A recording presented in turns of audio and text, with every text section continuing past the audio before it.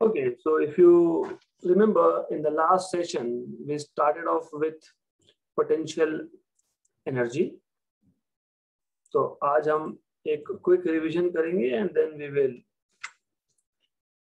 move ahead to next topic. So we started with what is electrostatic potential and potential energy. Electrostatic potential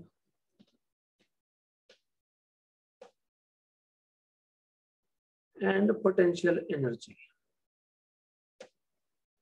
I will not go into very details of potential energy now. कल ही हमने देखा. तो in short, what is potential energy?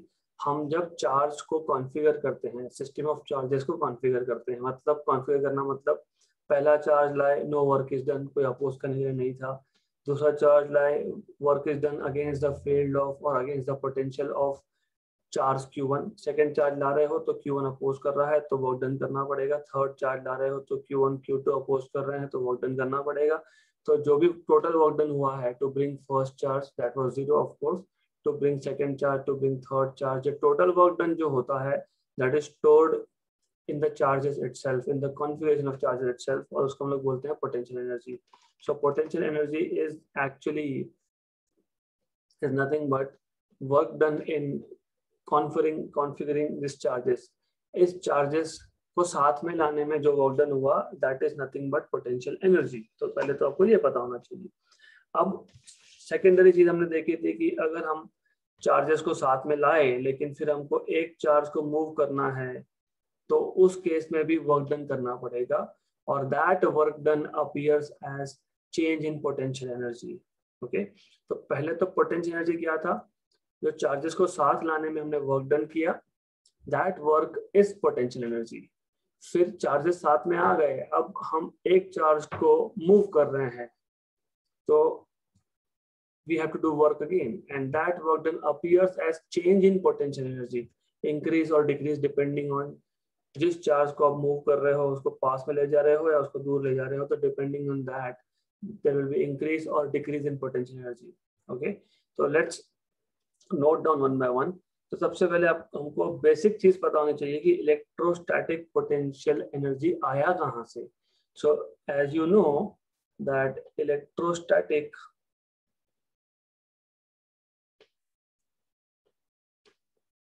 potential energy is the work done against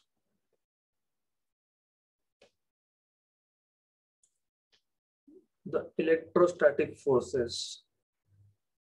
Is the work done against the electrostatic forces to achieve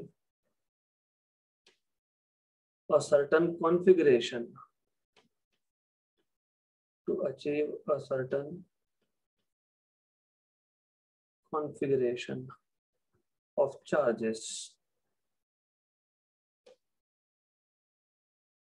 Okay, so as I told you, पहला charge लाए, no work is done. दूसरा लाए, work done against the force of first.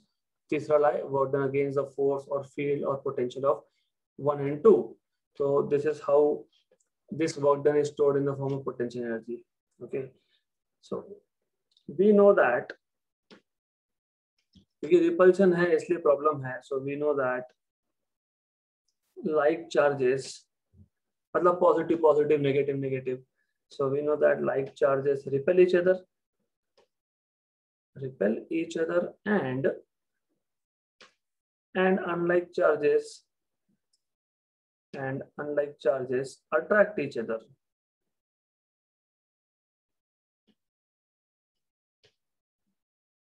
Okay, so ये तो basic है. This is what you know. Now, as I told you, एक बार आपने charges को साथ में लाया, अब अगर आप चार्जेस को मूव भी करना चाहते हो तो वर्क डन करना पड़ेगा.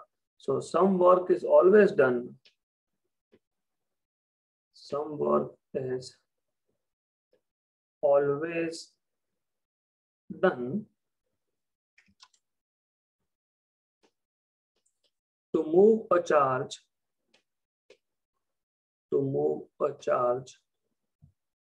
in the presence of another charge, in the presence of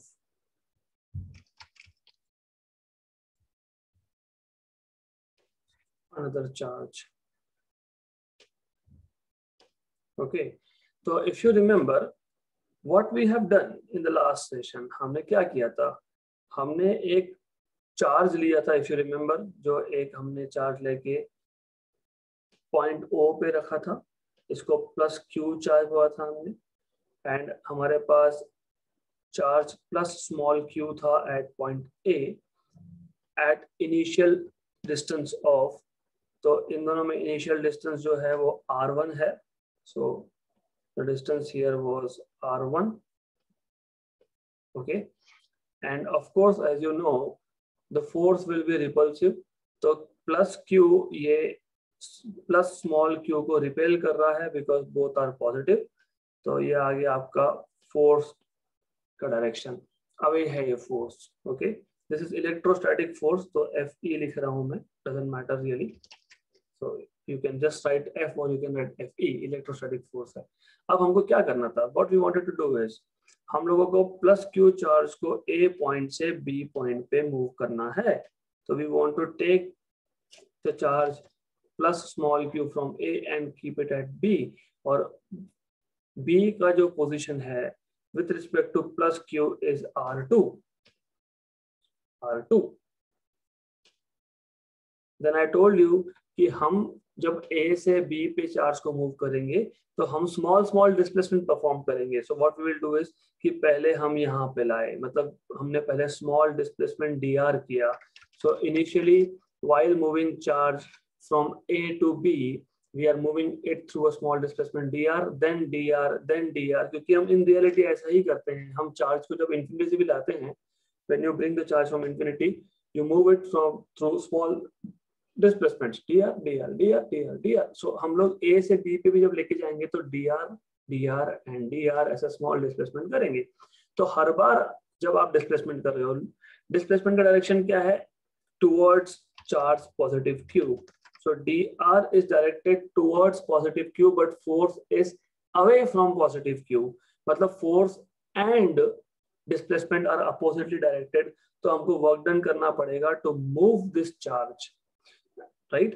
तो पहले तो मैं सिस्टम को एक्सप्लेन कर देता हूं, फिर हम वर्क डन का इक्वेशन लिखेंगे, हम एंगल्स की बात करेंगे, हम डॉट प्रोडक्ट की बात करेंगे इन अ व्हाइल. तो इनिशियल सिचुएशन क्या था, पॉजिटिव q चार्ज है, पॉजिटिव स्मॉल q चार्ज है, ऑलरेडी दोनों चार्जेस एक दूसरे के पास में है, मतलब पोटेंशियल एनर्जी है. कहां से आया पोटेंशियल एनर्जी, पहला हमने प्लस q चार्ज लाया था तो वर्क डन हुआ नहीं, O पे रख दिया, फिर हम प्लस स्मॉल q लाए, A पे रख दिया तो वर्क डन तो हुआ, इसको लाने में तो वर्क डन हुआ, तो वो वर्क डन ऑलरेडी यहाँ पे स्टोर्ड है. फिर आप A से जब B पे लेके जा रहे हो तो चार्ज को आप मूव कर रहे हो तो वापस वर्क डन करना पड़ेगा, राइट? सो इनिशियल जो सिस्टम है पहले एक्सप्लेन कर देते हैं. Let's say consider a positive charge plus q, okay, fixed at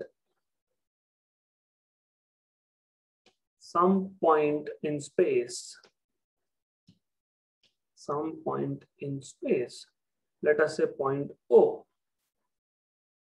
Okay, now for bringing another positive charge q, small q, so for bringing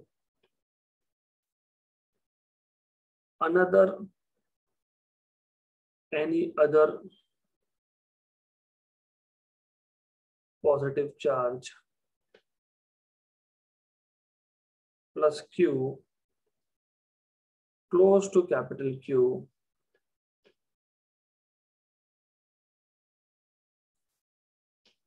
work is necessary. तो work करना पड़ेगा, तो वर्क इज नेसेसरी. अपने आप तो move होगा नहीं वो, राइट? होता है क्या ऐसा, फॉर एग्जाम्पल एक ऑब्जेक्ट पड़ा है हमारे पास, it is kept somewhere over here, मुझे उसको उठा के कहीं और रखना है, अपने आप तो होगा नहीं, work needs to be done. Okay, so same is true for charges. तो दो चार्जेस है, एक चार्ज को मूव करना है तो work needs to be done, so work is necessary. This work done will be stored in the form of potential energy and it is equal to change in potential energy basically. So this work done appears as change in potential energy. Change in potential energy. Okay, so now इतना अगर आपको पता है तो therefore work done is equal to change और increase. यहाँ पे increase क्यों हो रहा है? क्योंकि हम distance कम कर रहे हैं. आपको पता है, मैंने कल भी बताया था, potential energy जो होता है वो 1/, distance आता है, as you already know. तो distance कम करोगे तो potential energy बढ़ेगा. So increase in potential energy. और आपको पता है work done is given by dot product of force into displacement. Force into displacement is work done, but as I told you, from 11th standard onwards, हम लोग we don't simply write force work done as force into displacement, but हम लोग force vector dot displacement vector लिखते हैं. This appears as change in potential energy or increase in potential energy, right? So, of course, where you can say du is increase in potential energy,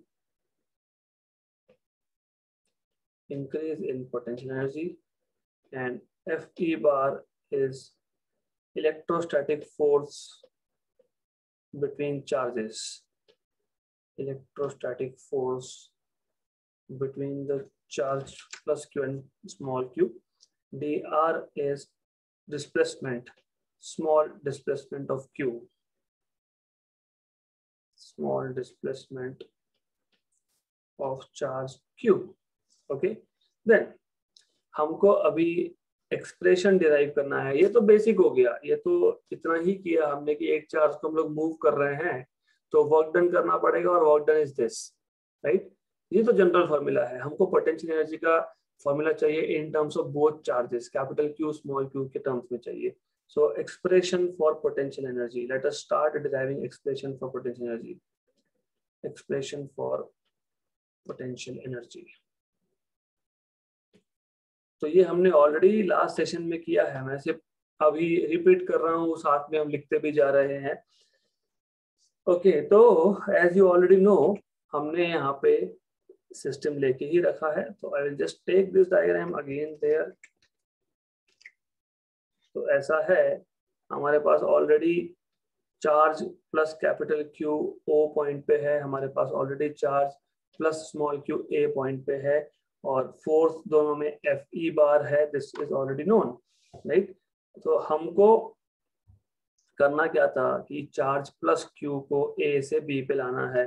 okay, so let charge plus Q be brought from point A to point B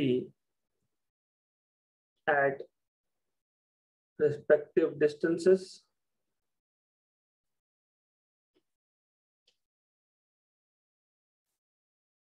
R1 and R2 from O.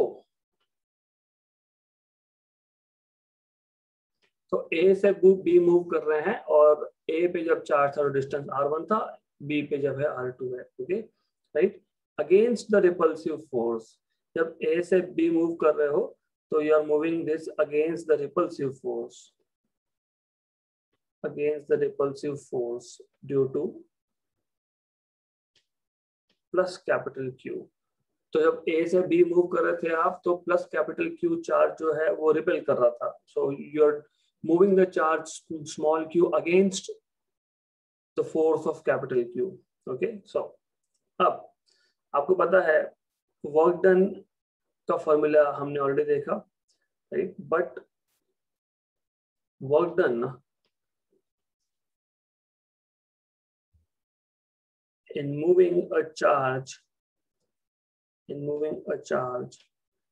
through small displacement,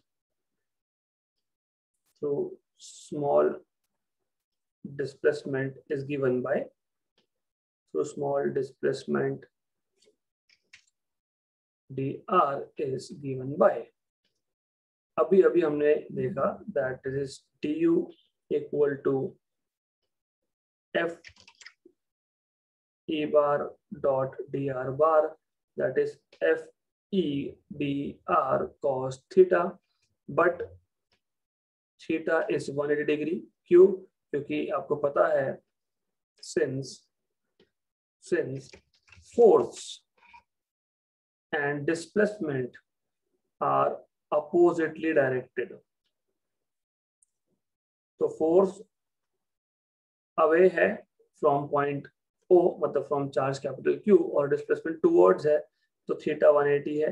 therefore you will have change in potential energy as minus F E D are, since cos of 180 turns out to be -1, ऐसा है, right? तो ये पता होना चाहिए आपको।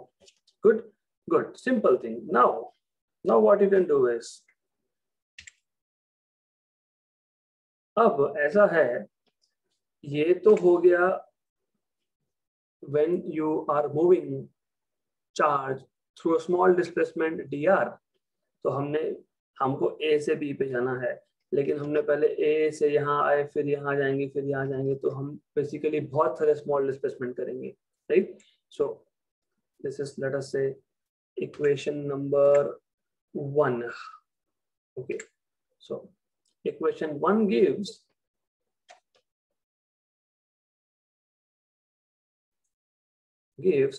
work done or change in potential energy, work done or change in potential energy for small displacement dr, right? For the displacement of the charge plus Q from A to B, so work done in moving charge plus Q from A to B is given by, तो हमने क्या किया था, हमको A से B work done देखना है, तो हम क्या करेंगे, A पॉइंट से उठा के पहले dr, फिर dr, तो we will be displacing with small dr, और फाइनली B तक आ जाएंगे हम लोग, राइट? करेक्ट, मतलब हर बार वर्क डन करना पड़ेगा। So work done from A to B will be integration from A to B, small work done each time, and this small work done is nothing but, so ये जो small work done है dW, it is nothing but du, and there is nothing but minus F E dr, तो A से B minus F E dr, ये आपको पता होना चाहिए। और A पॉइंट का पोजीशन वेक्टर क्या था, R1, और इसका क्या था, R2। Therefore work done from A to B is equal to, negative sign बाहर, R1 to R2। What is electrostatic force? आपको पता होना चाहिए इलेक्ट्रोस्टैटिक फोर्स का जनरल फॉर्मूला क्या होता है, 1/4 पाई एप्सिलॉन 0। अगर फ्री स्पेस है तो, वैक्यूम है तो, एयर है तो, नहीं तो सिर्फ एप्सिलॉन या फिर एप्सिलॉन 0 के, ऐसा भी लिख सकते हो। So it's up to you. Q1 Q2 by distance square. This is the formula for electrostatic force. तो आप लिख सकते हो 1/4 पाई एप्सिलॉन, मैं एप्सिलॉन 0 लिख देता हूँ फिलहाल, मतलब अज्यूमिंग कि वहां पे फ्री स्पेस है, हम अज्यूम कर रहे हैं कि ये सब वैक्यूम में हो रहा है या एयर में हो रहा है।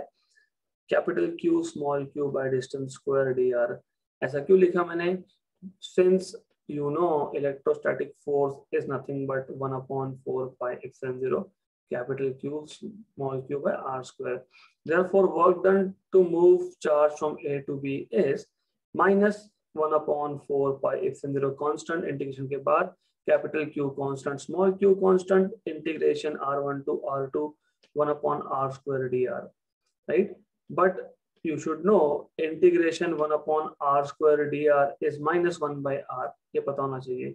Therefore work done from A to B is minus 1/4 pi epsilon 0 capital Q small q r1 to r2 integrate करने के बाद -1/r from r1 to r2। मैंने कल भी यही किया था, सिर्फ मैंने कल नेगेटिव साइन को एब्जॉर्ब करके लिमिट्स को चेंज कर दिया था, फिर वापस से यहाँ पे नेगेटिव साइन आएगा तो इसको एब्जॉर्ब करके वापस से लिमिट्स को चेंज कर दूंगा, right. But it's up to you, जरूरी नहीं है कि हम लोगों ने हमेशा ही नेगेटिव साइन को एब्जॉर्ब करके लिमिट्स को चेंज करना है। It's perfectly fine if you don't want to do it. तो अब क्या होगा, ये नेगेटिव और ये नेगेटिव दोनों हो जाएंगे पॉजिटिव, तो आपको मिलेगा 1/4 pi epsilon 0 capital Q small q 1/r from r1 to r2, क्योंकि हम r1 से उठा के r2 पे रख रहे हैं।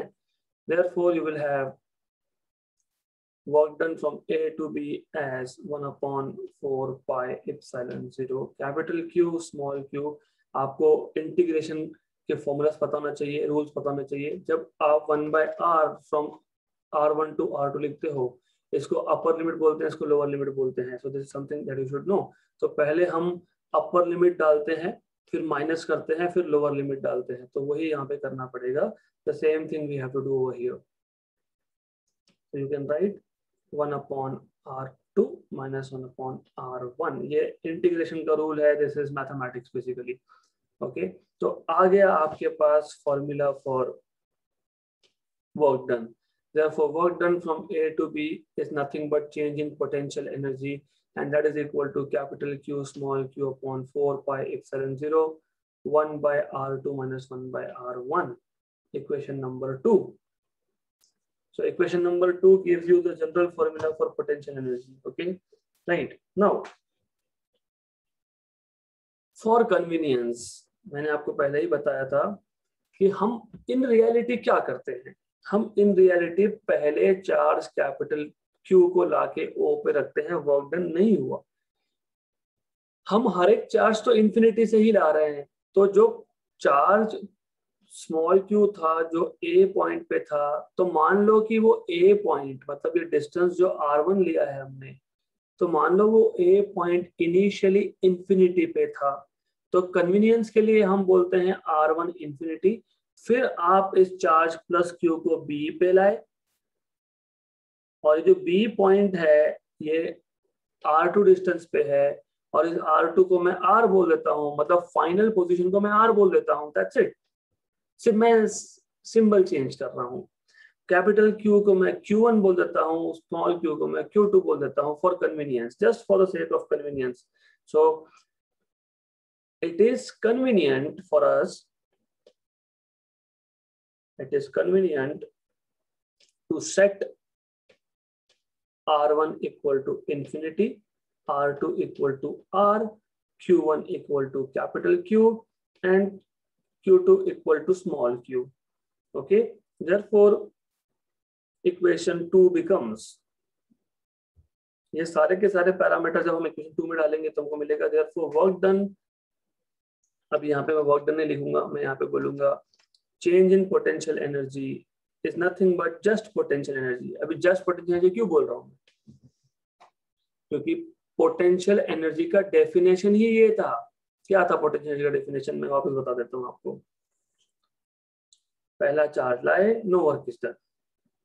दूसरा चार्ज इंफिनिटी से लाए और यहाँ पे रख दिए, work is done. This work is stored in the form of potential energy, right.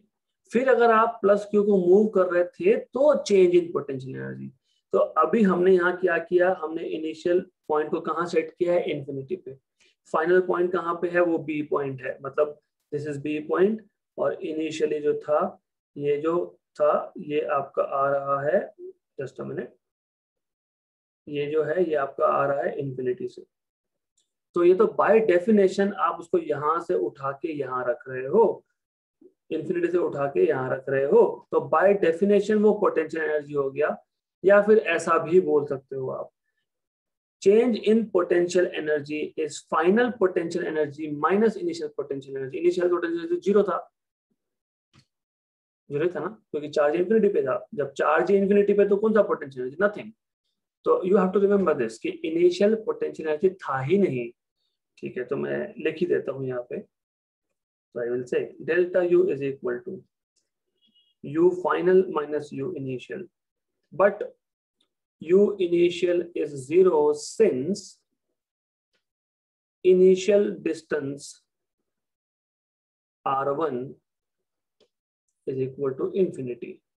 Okay, therefore delta U is just U final, क्योंकि U initial 0 है, इसी को मैं डिनोट करता हूँ U of R. Okay, therefore you can say delta U equal to U of R. ये सारे के सारे R1 की वैल्यू इंफिनिटी, R2 की वैल्यू R. ओके, Q1 को कैपिटल Q को Q1 बोलेंगे, ये सारे के सारे हम यहाँ सब्स्टिट्यूट करेंगे. So this will be equal to capital Q मतलब Q1, स्मॉल q मतलब Q2, 1/4 pi epsilon 0. Okay, then 1/R2 is 1 by R, 1/R1 is infinity. Therefore, you will have delta U equal to U of R equal to Q1 Q2 upon 4 pi epsilon 0 1 by R. ये हो गया आपका potential energy का formula ready. Therefore, equation 2 and equation 3 gives the equations for potential energy. Okay, simple चीज था बहुत. It was quite a trivial task. Okay, तो हमने ये कल भी किया था, हमने आज भी रिपीट किया है. Idea should be quite clear to you by now. इसमें कुछ डिफिकल्ट जैसा है नहीं. कनेक्ट करो, और मैं बता रहा हूँ ये बार बार क्योंकि ग्रेविटेशन में ये सेम ही कॉन्सेप्ट था. तो आइडिया इतना ही है कि आप चार्जेस को साथ में ला रहे हो, वर्क डन करना पड़ रहा है, वो एनर्जी के फॉर्म में स्टोर हो रहा है, पोटेंशियल एनर्जी के फॉर्म में स्टोर हो रहा है. That's it, right. अब एक बार आपने पोटेंशियल एनर्जी डिफाइन कर लिया, देन हमको यूनिट्स पे चाहिए. तो what are units of potential energy? And definitely you know कि एनर्जी तो एनर्जी है, चाहे वो काइनेटिक हो, चाहे वो पोटेंशियल हो, चाहे वो ग्रेविटेशनल पोटेंशियल एनर्जी हो, चाहे वो सरफेस एनर्जी हो, राइट. तो any kind of energy is just energy. So units of course joule आएगा. तो ऐसा यूनिट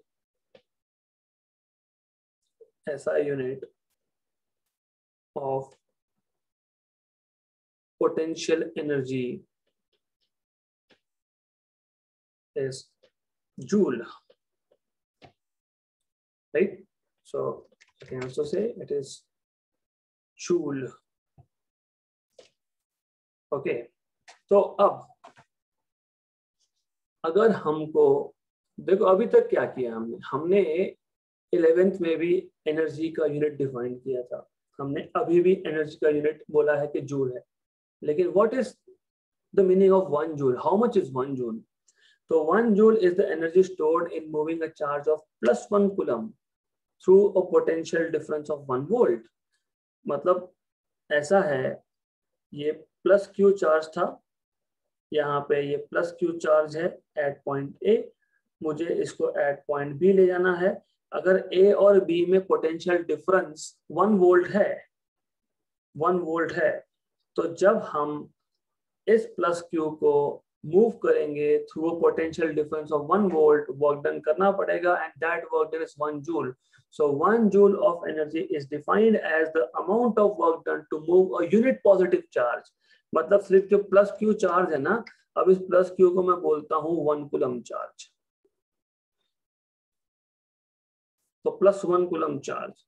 तो जब आप +1 कूलम चार्ज को मूव कर रहे हो between 2 points, जिन 2 points में potential difference 1 volt है, तो work done करना पड़ रहा है, that work done is 1 joule.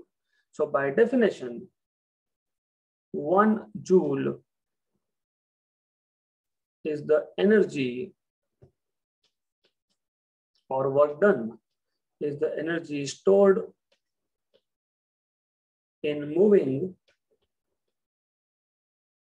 a charge of +1 coulomb, मतलब unit positive charge, through a potential difference through a potential difference of 1 volt, right? अब और एक यूनिट भी हम यूज करते हैं और आपने सुना भी होगा electron volt, right? Electron volt is also for energy, but it is not SI unit. So another convenient unit,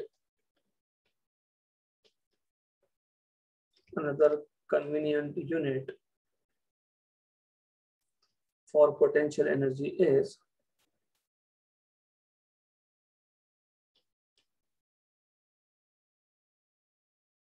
electron volt. अब इलेक्ट्रॉन वोल्ट डिफाइन कैसे करते हैं? Very interesting and very simple thing. आपको पता होना चाहिए व्हाट आर इलेक्ट्रिक फील्ड्स। मान लो मैंने यहाँ पे 2 प्लेट्स लगा दिए, plate number 1, plate number 2। Okay, plate 1 का पोटेंशियल है मान लो 0, इसका पोटेंशियल है 1, तो पोटेंशियल डिफरेंस कितना हो गया? 1, 0 1, या फिर 1 2, या फिर 2 3, या फिर 3 4, है ना? पोटेंशियल डिफरेंस 1 चाहिए, that's it. Okay, so there are 2 plates जिसका पोटेंशियल डिफरेंस है 1 volt.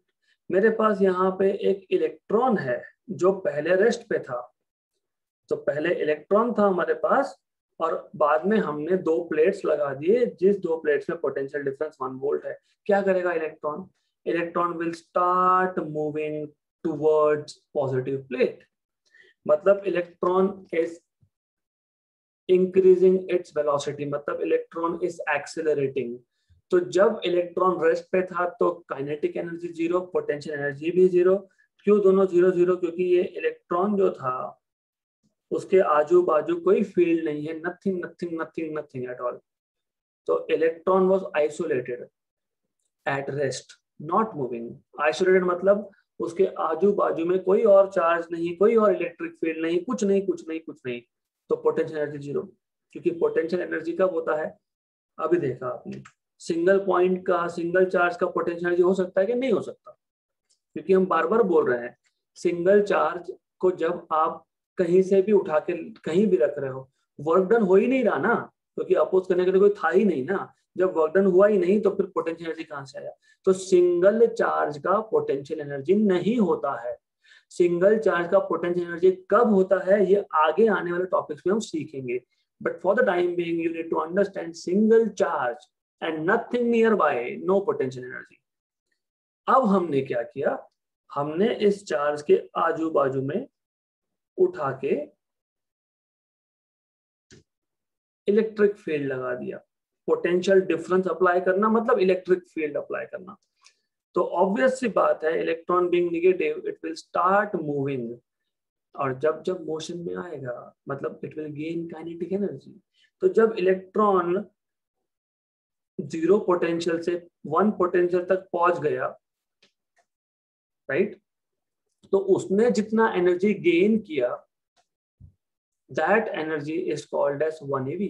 So the energy gained by an electron when it is accelerated through a potential difference of 1 volt is called as 1 electron volt. Okay, so ये पता होना चाहिए that this is also a unit of energy. So you can say 1 electron volt is the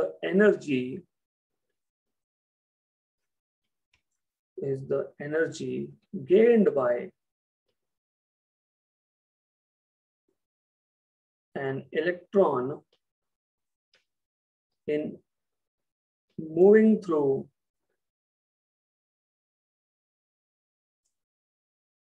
a potential difference of 1 volt.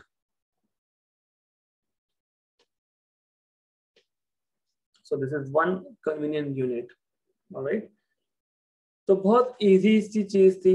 अभी I hope that you know exactly what is potential energy, right? अब हमको define करना है concept of potential. Now we want to define what is concept of potential. Potential energy define हो गया, अब concept of potential define कर लेते हैं। अब if you remember potential energy हमने डिफाइन कैसे किया, 1/4πε0 पहला चार्ज दूसरा charge by R. If you don't trust me, you see here. This is potential energy. सिर्फ इतना है कि यहाँ पे इनिशियली पॉइंट ए जो लिया था वो इन्फिनिटी पे था, और इस डेफिनेशन में इनिशियल जो पॉइंट था ए जहाँ पे चार्ज था वो इन्फिनिटी पे नहीं था, राइट. और फाइनल पोजीशन है R2, यहाँ पे फाइनल पोजीशन है R. इतना ही डिफरेंस है. मतलब इन रियलिटी ये दोनों फॉर्मूलाज अलग अलग है ही नहीं. पोटेंशियल एनर्जी इक्वेशन 2 से भी दे सकते हो, 1 से दे सकते हो. सिर्फ इक्वेशन नंबर 2 में कैपिटल Q को Q1 लिखा, इसको Q2 लिखा, R2 को R लिखा, R1 को इन्फिनिटी किया. तो ये सब डालने के बाद आ गए यहाँ पे, राइट. तो दोनों में से मैं जो चाहूँ वो फॉर्मूला यूज कर सकता हूँ, है ना. तो we already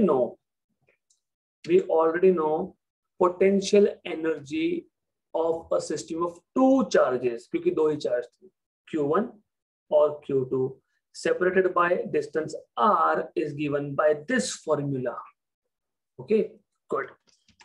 Can I write down this formula as 1/4πε0 Q1 by R. एक ब्रैकेट में डालता हूँ, Q2 को अलग लिख देता हूँ. Yes, I can write. Okay, can I write down this like 1/4πε0 Q2 by R और Q1 को अलग करता हूँ? यस, कर सकते हैं. Doesn't make any difference, same ही तो चीज है ये, राइट. अब ये जो क्वांटिटी आई है ये, या फिर ये जो ब्रैकेट में मैंने क्वांटिटी लिखी है, if you observe this thing, this quantity, the quantity कौन सा, 1/4πε0 Q1 या फिर Q2, तो मैं इन जनरल Q लिख रहा हूं. I can write either Q1 और Q2 या फिर in general Q, right. So the quantity 1/4πε0 Q by distance R किस पे डिपेंड करता है? It depends upon the charge Q. तो ये चार्ज Q पे डिपेंड करता है और R पे डिपेंड करता है. R मतलब location, distance, and depends upon the charge Q and the location of a point eight a distance R, at a distance R from it, at a distance R from it. तो ये जो quantity है इसमें एक ही charge है, दूसरा नहीं है ये क्वांटिटी में, और डिस्टेंस है, राइट. तो ये जो क्वांटिटी है इसको हम लोग बोलते हैं इलेक्ट्रोस्टैटिक पोटेंशियल. मैं थोड़ा सा डेप्थ में जाऊंगा, बट पहले सिर्फ फॉर्मूला समझ के ले लो. क्या था हमारे पास Q1 था, हमारे पास Q2 था, डिस्टेंस था R. Q1 से Q2 R डिस्टेंस पे है, Q2 से Q1 भी R डिस्टेंस पे है, और पोटेंशियल एनर्जी क्या था इसका, 1/4πε0 Q1 Q2 by R. मैंने इसको सिर्फ इतना ही किया कि मैंने Q1 Q2 को अलग अलग से लिखा है, दोनों में से एक चार्ज को ब्रैकेट के बाहर रखा है. That's it. पहले मैंने Q2 को ब्रैकेट से बाहर रखा, फिर मैं Q1 को ब्रैकेट से बाहर रख रहा हूं. Okay, right. तो व्हाट डू यू सी, ये जो ब्रैकेट के अंदर क्वांटिटी है ये 1/4πε0 किस पे डिपेंड करता है? चार्ज पे और लोकेशन ऑफ अ पॉइंट. क्योंकि जब मैंने इस ब्रैकेट को सेपरेट कर दिया, मतलब मैं ऐसा बोल रहा हूं कि forget about charge here now, है ना, भूल जाओ कि यहाँ पे चार्ज भी था. तो आप सिर्फ बोलोगे एक केस में, in one case you will say forget about Q2, in one case you will say forget about Q1, है ना. जब मैं ऐसा लिख रहा हूं तो Q2 को मैंने साइड में रख दिया, जब मैं ऐसा लिख रहा हूं तो मैंने Q1 को साइड में कर दिया कि go from here. Okay, right. तो अब ये जो क्वांटिटी है 1/4 किस पे डिपेंड कर रही है? एक चार्ज पे, चार्ज पे, चार्ज पे। और किस पे डिपेंड कर रही है? एक पॉइंट पे। कौन सा पॉइंट? ये पॉइंट। मान लेते हैं इस पॉइंट को पी बोल देते हैं, P, which is at a distance of R from either Q1 और Q2, है ना? करेक्ट। तो ये जो क्वांटिटी है जो सिर्फ एक चार्ज पे और डिस्टेंस पे डिपेंड करता है, उसको बोलते हो इलेक्ट्रोस्टैटिक पोटेंशियल। तो ये चीज समझना बहुत जरूरी है। Electrostatic potential is due to a single point charge. Potential energy is of 2-point charges. जैसे force is between 2-point charges, but electric field is due to single point charge. वैसे ही potential energy is due to 2-point charges, and potential is due to single point charge at a given distance. तो ये जो basics है थोड़ा सा brush up रहना चाहिए. You have to do this. Okay? तो ये जो क्वांटिटी हमने अलग से लिखा उसको हमने बोल दिया potential.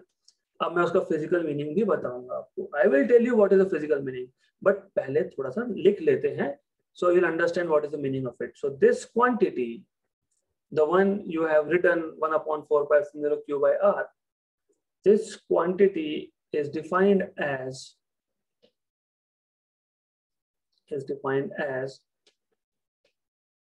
electrostatic potential of the charge Q and at a distance small r from it.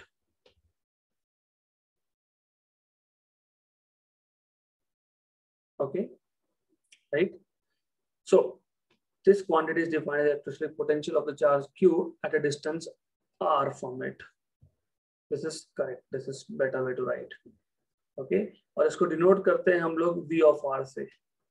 It is denoted by V of R. Right? Therefore, अगर आपको याद है potential energy U of R हमने कैसे लिखा? हमने बोला 1/4πε0 Q1 by R into Q2, या फिर हमने इसको लिखा,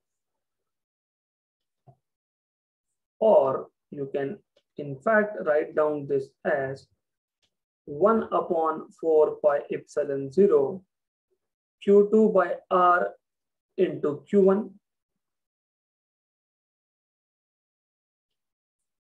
Q2 by R into Q1. तो बाय डेफिनेशन ये यहाँ पे चार्ज नंबर 1 है, मतलब ये पहले चार्ज का पोटेंशियल है R डिस्टेंस पे, तो इसको मैं बोलूंगा V1 of R into Q2, और यहाँ पे अंदर चार्ज नंबर 2 है तो मैं इसको बोलूंगा V2 of R into Q1. Right? Therefore, what do we notice is potential energy. क्या दिख रहा है हमको पोटेंशियल एनर्जी का? Potential energy U is equal to potential into charge. Right? तो potential energy is electrostatic potential. Electrostatic potential, that is V, into charge, that is Q. ये definition हो गया आपका. या फिर आप बोल सकते हो, so therefore U potential energy is potential into Q, या फिर आप बोल सकते हो V मतलब electrostatic potential is potential energy by charge Q, ऐसा भी बोल सकते हैं. Therefore you can say electric potential V is equal to potential energy U divided by charge Q. ऐसा बोल सकते हो आप. Okay, so this is how you can define potential also. Okay, so now थोड़ा सा इस टॉपिक का slide बाकी है, लेकिन before I go ahead with it, it is very important that you understand physically. क्योंकि फिजिक्स पढ़ रहे हो तो इसका मतलब क्या है वो समझना जरूरी है. ओके, तो one last time, potential energy, पहला चार्ज लाए, नो वर्क इज डन। दूसरा चार्ज पहले ए पॉइंट पे था, मैं अभी Q1 Q2 ही बोल देता हूँ इसको। पहला चार्ज लोकेशन O पे है, no energy, no potential energy, क्योंकि इसको लाने में बहुत दिन नहीं हुआ था। दूसरा चार्ज ए पॉइंट पे है जो इंफिनिटी पे है, राइट। फिर इसको मैं उठा के यहाँ रख रहा हूँ at point B at a distance of r from Q1। अब वर्क डन करना पड़ा, तो potential energy is given by 1/4 pi epsilon 0। पहला चार्ज जो पहले से था, अंडरस्टैंड दिस, पहला चार्ज जो पहले से था, तो हम दूसरे चार्ज को Q2 को पहले के इलेक्ट्रिक फील्ड में लाए, ओके। तो Q1 Q2 by R is potential energy, क्योंकि वर्क डन करना पड़ा, वो स्टोर हो गया, correct. This is potential energy. अब इलेक्ट्रिक पोटेंशियल क्या होता है?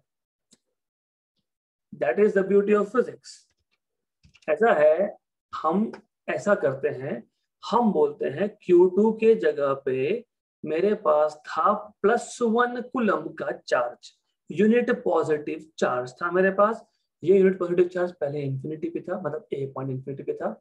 इसको उठा के मैं बी पे ला रहा हूँ eight a distance of r from Q1, correct, right. Work done तो करना पड़ेगा, तो that work done now will be called as electrostatic potential। तो जैसे आपको याद है, electric field at a point is nothing but the force on a unit positive charge at that point, right? Electric field कैसे define किया था आपने बोला था इलेक्ट्रिक फील्ड फोर्स ही है, लेकिन फोर्स यूनिट पॉजिटिव चार्ज पे है, करेक्ट। तो source electric field test charge ऐसा लिखा था आपने। तो पोटेंशियल भी पोटेंशियल एनर्जी ही है, लेकिन ये पोटेंशियल एनर्जी, ये वर्क डन है to bring a unit positive charge from infinity to that point B, correct. तो सिर्फ अब U ऑफ R को V ऑफ R लिख दूंगा मैं, हो गया। You have to understand physics. Force के लिए हमने बोला था दो चार्जेस के बीच में फोर्स होगा 1/4 pi epsilon 0 Q1 Q2 by r², right. Force है, मतलब पहले चार्ज के सराउंडिंग में दूसरा चार्ज जब आएगा तो पहले चार्ज की फील्ड दूसरे चार्ज पे फोर्स एक्सर्ट करेगी, okay, right, that is force. फिर हमने बोला कि I want to know what is electric field. फिर हमने सेकेंड चार्ज को +1 कूलम कर दिया था। फिर हमने बोला कि unit positive charge +1 coulomb charge पे जितना भी फोर्स लगेगा उसको हम बोल देंगे इलेक्ट्रिक फील्ड। तो इलेक्ट्रिक फील्ड बन गया। कैसे बनाया? फोर्स को ही लिया और फोर्स को ही सेकेंड चार्ज से डिवाइड कर दिया, हमने बोल दिया ये बन गया electric field of first charge. अगर मैं फोर्स को फर्स्ट चार्ज से डिवाइड करता तो मैं बोलता electric field of second charge. Simple है ना। क्यों? क्योंकि अगर Q1 का फील्ड है उसमें Q2 है, तो Q2 के फील्ड में भी Q1 है, बोथ वेज, राइट। तो आप इलेक्ट्रिक फील्ड डिफाइन ऐसे करते हो that electric field is nothing but force due to a charge on a unit positive charge. तो इलेक्ट्रिक पोटेंशियल भी पोटेंशियल एनर्जी ही है, लेकिन but the charge that you are bringing is now unit positive, it is no more Q2, वो 1 coulomb है। तो जितना भी वर्क डन करना पड़ेगा उसको इंफिनिटी से यहाँ पे लाने के लिए that potential energy will now be called as potential. तो इलेक्ट्रोस्टैटिक पोटेंशियल डिफाइन करने के लिए what you will do is, हमको पता है पोटेंशियल एनर्जी है, करेक्ट, राइट। तो या तो पोटेंशियल एनर्जी को Q2 से डिवाइड करो, ये बन गया पोटेंशियल ऑफ फर्स्ट चार्ज, या फिर पोटेंशियल एनर्जी को Q1 से डिवाइड करो, ये बन गया पोटेंशियल ऑफ सेकेंड चार्ज, क्योंकि जरूरी नहीं है कि हमेशा आप Q1 को पहले लाओगे फिर आप Q2 को +1 कूलम करके लाओगे, उल्टा भी तो हो सकता है, ऐसा भी तो हो सकता है कि यहाँ पे Q2 था, okay, so there was Q2 sitting, और Q1 चार्ज को मैं इन्फिनिटी से लाके यहाँ रख रहा हूँ और Q1 चार्ज को मैं +1 कूलम कर देता हूँ, ऐसा भी तो हो सकता है। मतलब पोटेंशियल ऑफ सेकेंड चार्ज भी डिफाइन हो सकता है और पोटेंशियल ऑफ फर्स्ट चार्ज भी डिफाइन हो सकता है। So that is where you have to understand. Initial phases में थोड़ा सा confusion रहता है इन चीजों में, छोटा सा confusion रहता है, but then slowly you get used to it and then you understand exactly what they are trying to say. Okay, so concept of potential का एक छोटा सा part pending है, few lines हम लोग वो कल cover करेंगे, and for today that is sufficient. We'll stop here for today.